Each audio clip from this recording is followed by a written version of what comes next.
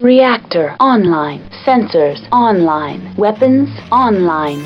All systems nominal.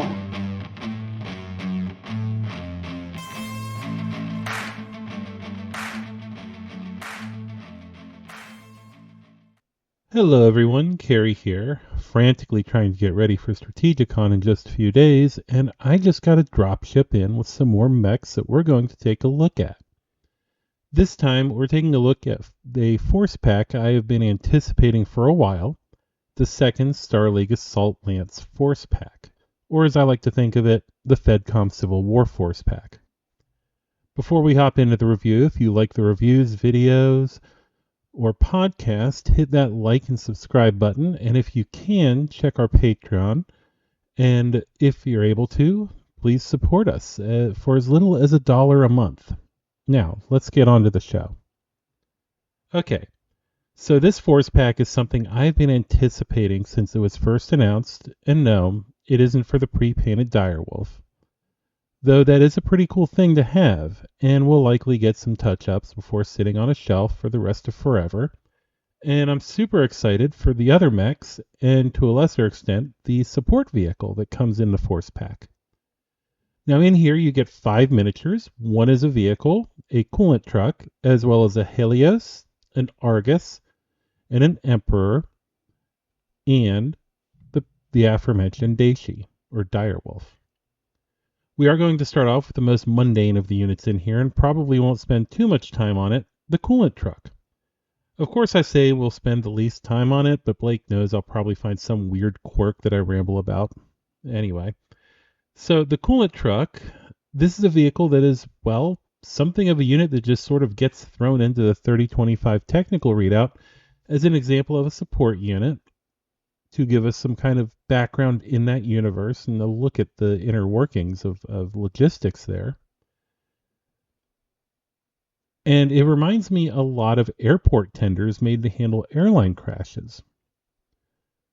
The look of the old one and the current one seem to pay homage to a militarized version of these vehicles, and while the original line art for the vehicle was pretty cool with added blast shields on the front windows and an oversized sprayer on a turret with a number of hookups on the side, the new miniature has updated it in a way that reminds me of the Oshkosh Hemet chassis used by the military for a number of roles, and a bit of the Aliens APC with its super high wheel wells and low ground clearance.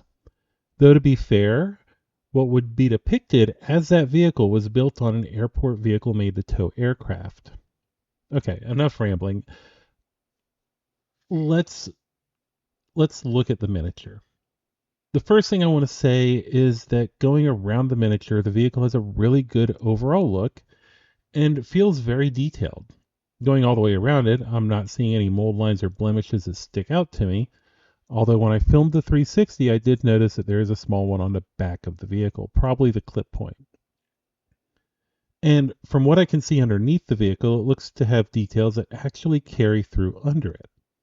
The Coolant Truck does have a turret that rotates and doesn't seem to have any issues with mold lines or blemishes, except for the aforementioned rear one, which is but what is there are generally easy to remove, and it also uses a ball and socket system for the turret that we've seen on other vehicles that Catalyst has made. Now, having mentioned the good things that the Coolant Truck has, I want to mention my one gripe with the vehicle, and that would be the way the sprayer on the right side of the truck is molded into the body of the vehicle. I do understand this is one of the limitations of casting, but the slightly elevated sprayer extends down under the nozzle into the body of the vehicle, and at least in my opinion, detracts a little bit from the look of the Coolant Truck. Personally, I do think it is pretty cool though as a miniature that would add something to a tabletop as a set piece for like some set dressing like the MASH or mobile headquarters to make it look more like a lived-in universe when playing, or as an objective, especially in the Succession Wars. The Coolant Truck does come with a double-sided Alpha Strike card as well as a Battlefield Support card. We're going to focus on that Alpha Strike card. The first side of the card is the 135-K Lifesaver Coolant Truck. This is a combat vehicle, size 1, with a TMM of 1 and has a movement of 8 inches wheeled. Oddly, it is an ambusher, okay, with a point value of 8 and is available in every era. It has a 0 asterisk short, no medium or long, with armor of 4 and structure of 2, with cargo transport 8, elemental engine, searchlight, and turret 0 asterisk nil nil. So it can possibly do a tiny amount of damage at short range. The other side of the card has something I haven't seen before, though I've never really looked at the Coolant Truck in Alpha Strike. The Coolant Truck Hover variant. This is a this is a combat vehicle, size 1 with a TMM of 3 and movement of 16 hover. It has no roll. Now, why both of these don't have no roll as their roll instead of one of them being an ambusher, I'm not quite sure on that, but I'm not going to dwell on that. It also has a points cost of 19, and that is more than some light mechs. It has the same damage values, armor, and structure as the standard 135K, and has the same specials with the exception of the cargo transport being dropped down to 5. I feel like this is a unit made primarily as an objective, though you do have all the stats there if you do want it to be something which can be destroyed as part of something like a base raid or a smash and grab mission. Now, let's take a look at the first of the mechs, the Helios. This is a design that first came out in Technical Readout 3060 and was drawn by Franz. I do not want to mispronounce your name that badly. Volinkel? Or I had a German friend once who said that V's are F's and W's are V's, so it might be Vollwinkel, who got his start in BattleTech with the collectible card game from Wizards of the Coast. I don't know how many of you remember that. I know there are some people who kind of still do play it and have updates and everything, but I was there when that first came out, and that was... Okay, that needs its own video. Anyway, the Helios and much of the Technical Readout 3060 mechs took an interesting route with BattleTech art when it came out, as it gave us it gave us unique designs, such as the walking cockpit, the Punisher, the angry rectangles, and the meat tenderizer. It also gave us the original Proto-Mechs as well. That is also something that deserves its own video on a different day. Or part of a podcast episode. Anyway, the original Helios art is okay for when it came out, but looks very dated when you look at it through a modern lens. The new one, well, it takes the original look and concept of the Helios and brings it into the modern age. And I have to say, it makes the mech feel more plausible than the original art and look of the mech. Getting into the miniature itself, it looks good. Well, mostly good. There are a couple of things I'm not the biggest fan of, and we will go ahead and touch on those. First of all, from the front, the mech looks pretty good. I can see some slight mold lines along the center line of the front of each leg, and the missile launchers, well, I'm not a big fan of them, as the launchers feel a bit busy with what I can just describe as soft details on the front of each launcher. From the mech's left side, the arm does appear to have a clip point on a small protruding detail on the bottom of the arm. It's not super hard to get to and should be easy to clean up. The back of the mech is very well detailed, well, mostly, but we'll get to that. The back of the arms are well done, as well as the back of the legs and torso with crisp details. I can see the right arm clip point located towards the lower rear of where the arm meets the upper arm of the mech, and it shouldn't be too hard to get rid of. And there is a small bit of burring on the detail on the lower back of the right arm. The problem I run back into here is, once again, the missile launchers on the shoulder. They seem to be muddy in the details once again, and I feel like it isn't the best work we have seen on these miniatures. Going to the Helios' right side, the mech looks really clean with something of a mold line on the bottom of the small detail on the bottom of the arm, which I don't think is too hard to get rid of. Overall, this is a pretty good mini. The shoulder missile launchers bring it down a bit for me, though, especially when compared to the level of detail on the rest of the mech. Also, not a fan of the way the front of the launchers have been done. When they redesigned it, they felt the need to retain the small bump out in the center of the launcher, and in doing so have made it really hard to see the missile launcher detail in the ring around them. I think it would have looked better had it been done in a similar manner to the launcher on the Summoner. Okay, now that we've had a chance to look at the Mini, let's look at the Alpha Strike card. The first side is the HEL-3D Helios. The Helios 3D, which sounds like a movie from the era where 3D movies were all the rage. I don't know if anybody remembers that. It's a battle mech size 3 with a TMM of 1 and movement of 8 jump. It is a skirmisher with a point value of 34 and is available from the clan invasion forward. The 3D has a damage value of 4 at short and medium ranges and a long of 2 and no overheat value. It has armor and structure of 5 each with specials of case and SRM 1-1. Overall, not a bad design. It will take a lot of damage with the 1 TMM and is quite beefy for a low-end heavy mech. The other side has the HEL-7L Helios, which doesn't sound nearly as cool. The 7L is a battle mech size 3 with a TMM of 1 and movement of 8 inches, dropping the jump ability of the 3D. The 7L is a sniper and comes in at 40 points and is available from the Dark Age forward. The mech has a damage value of 4 at every range and doesn't have an overheat. It is protected with 6 armor and 3 structure, making it slightly less protected, but also makes it a bit more resilient as it takes more damage before it might suffer from critical hits.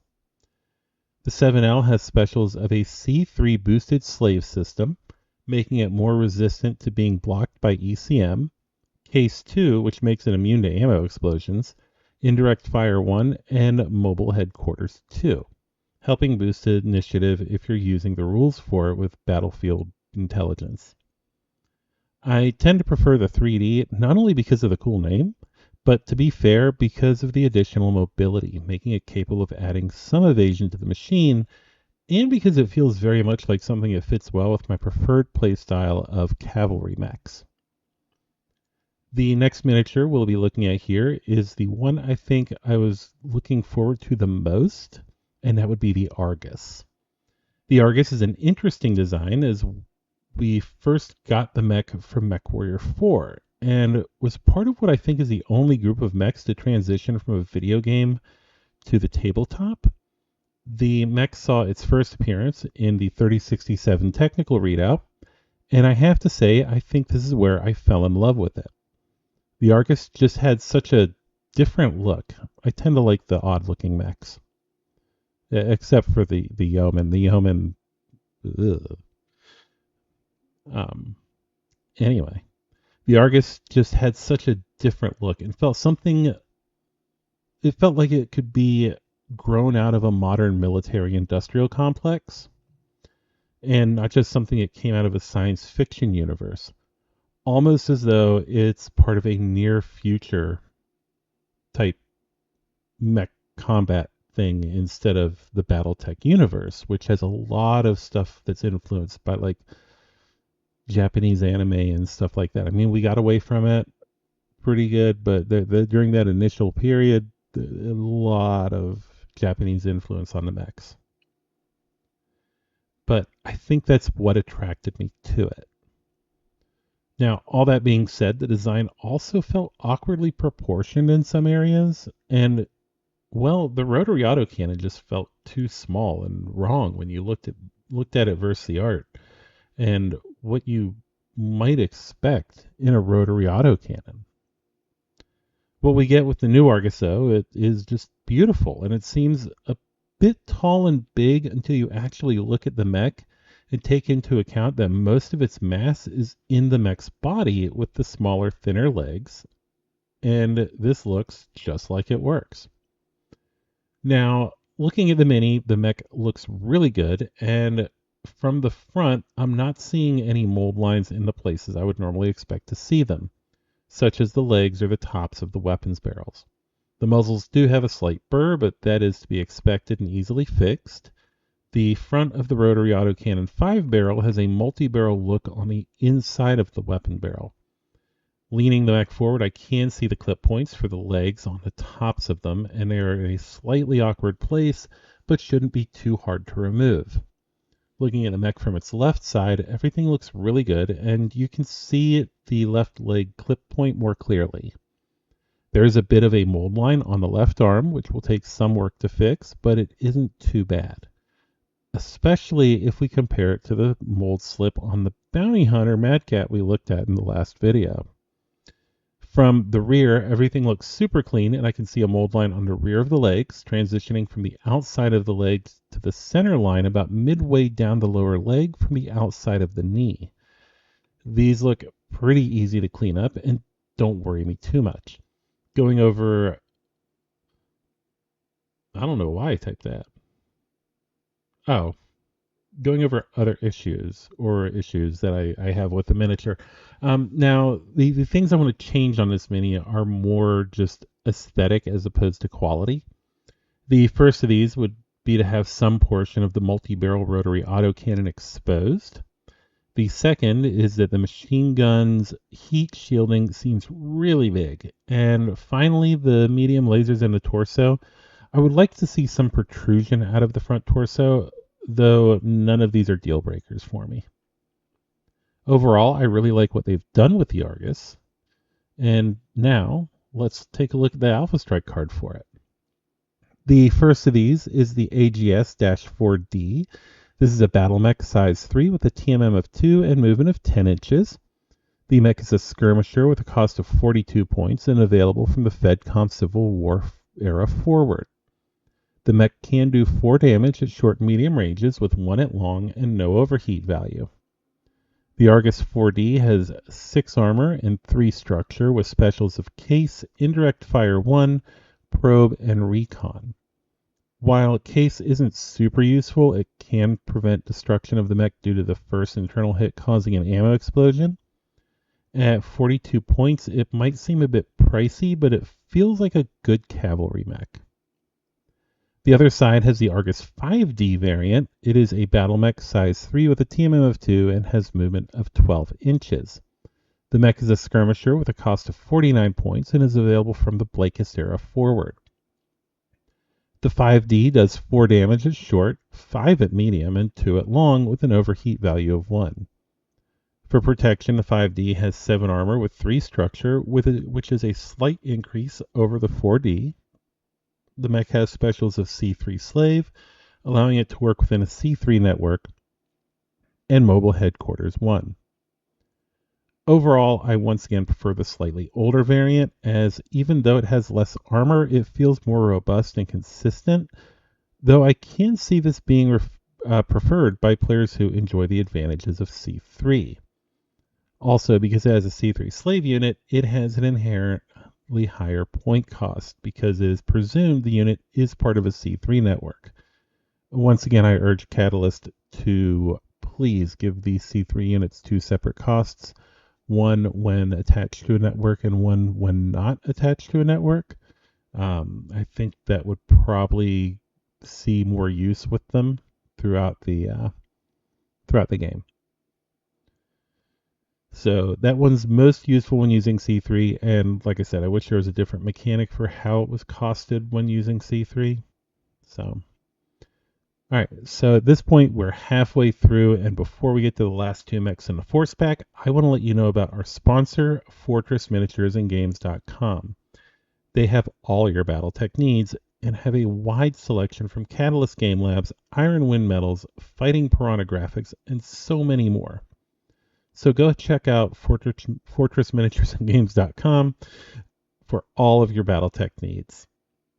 Alright, getting back to the Force Pack. The next mech we have in here is the Emperor, and it has something of an interesting design history.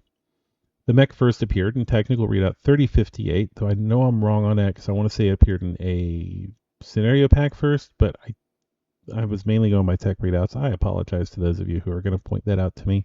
I already know, and I already have the script written. I didn't feel like going back and digging it up. I think it was McCarran's Armored Cavalry that it first showed up in. But anyway, Either way, it had less than flattering line art. The mech seems to take its cues from the more curvy designs of Technical Readout 2750. Also, even with Luce's history as one of the most iconic artists in BattleTech history, I don't feel like the Emperor is an example of his best work.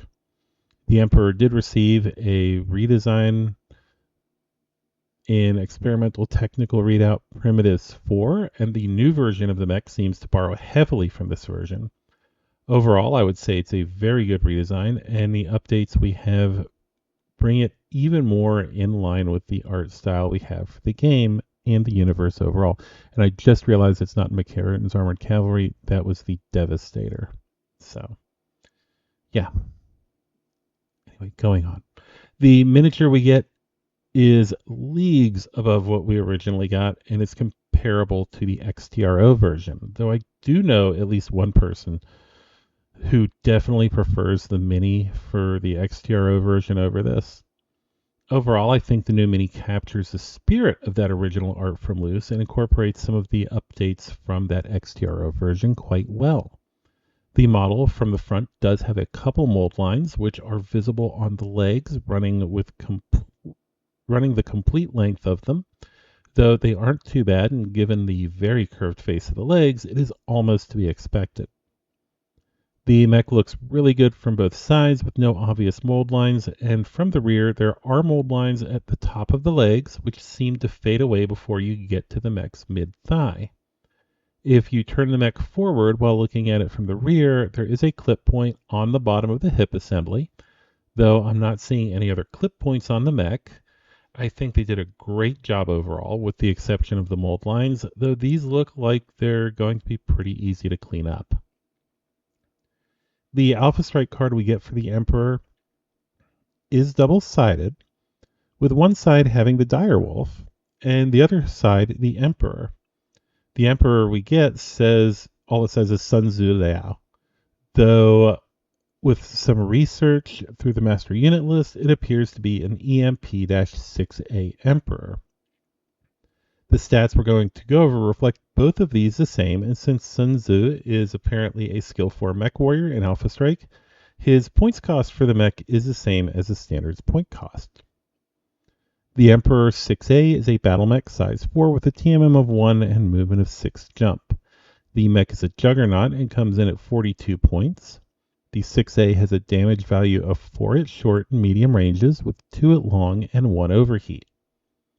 The mech has armor of 9 and structure of 4 with specials of case and flak 111.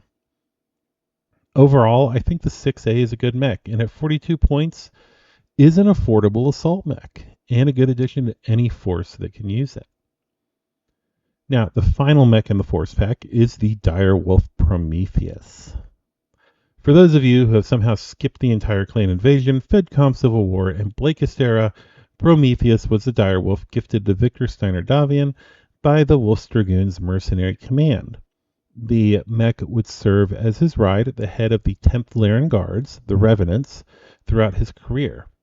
Prometheus was seen on the battlefields of the clan invasion, in the Inner Sphere, on the clan homeworlds during the destruction of Clan Smoke Jaguar, and when the Inner Sphere challenged the clans to a trial of refusal over the invasion, and on the path to oust his sister from the throne she usurped for New Avalon, as well as on the crusade against the Word of Blake and their war of terror during the Blakist era.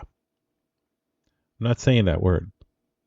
There have been attempts by many to recreate Prometheus, with an article actually being published in the old MechForce Quarterly magazine from MechForce North America, if I recall correctly, using the then resculpted Dire Wolf.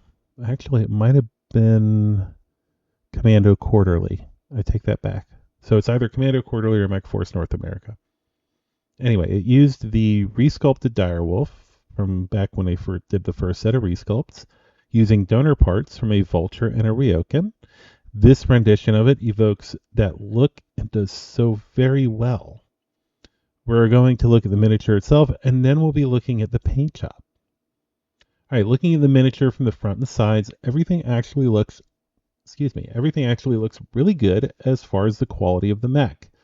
From the look of it from both sides as well, everything looks really good. The quality here, they've done a really good job on this miniature, and I'm pretty happy with it. Now, from the rear, you can see a mold line along the center of each upper leg, and if you turn the mini upside down, you can also see a clip point on the bottom of each arm. Other than this, though, I'm not finding any physical issues with the model, really. On the flip side, the paint job it's pretty mediocre. The striping and checkerboard patterns looks like they were done with a machine, and while decent, there are some issues with the checkerboard pattern wrapping onto spots where it looks like it's not supposed to be. The paint work also feels a bit sloppy, as it does seem to spill over in a few places. The weapons are done in grays, with the energy weapons having lenses done in what looks like a colored metallic paint, with it also spilling over the edge a little bit. The mech's right leg has a spot on the knee joint where it looks like some of the paint was rubbed off.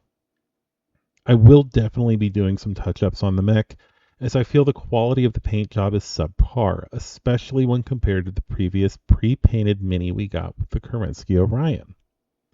I also want to mention the cockpit color and accuracy of the paintwork there as well, as I do wish they would choose a different color than what they've been using for the cockpits on the mechs so far. As far as pre-painted game-ready miniatures, it isn't HeroClix level of bad, but I do think it could be done better. It is also something that could be easily painted over with no issue. So, having looked at the minis and the pre-paint, how does this force pack stack up? Well, it's actually a pretty good force pack. It has some minis that I'm really happy to have. And also that I think will give us more variety in what we see on the tabletop from those who will only use plastic minis. Now, I'm not going to yuck their yum if they don't want to use metal minis. I just think that they're missing out on some awesome variant sculpts of the new mechs from Ironwind Metals.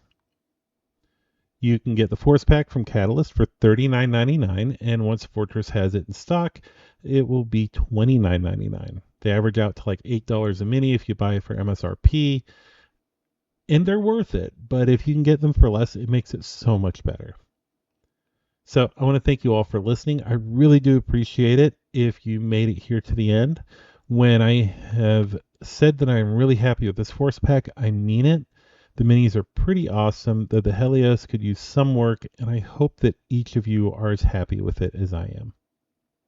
Until next time, this is Carrie signing off.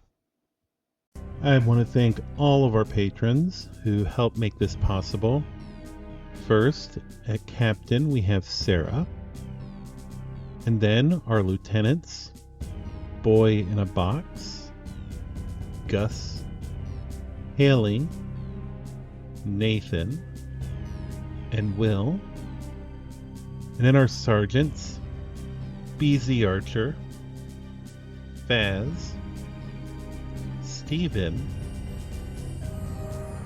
and finally our cadets, NB Kaiju, Housemaster Poding, Jamie, and Scott. Thank you all so much for supporting the podcast and the channel. You all make this so possible. Also, I do want to mention once again our sponsor and mercenary liaison, FortressMiniaturesAndGames.com.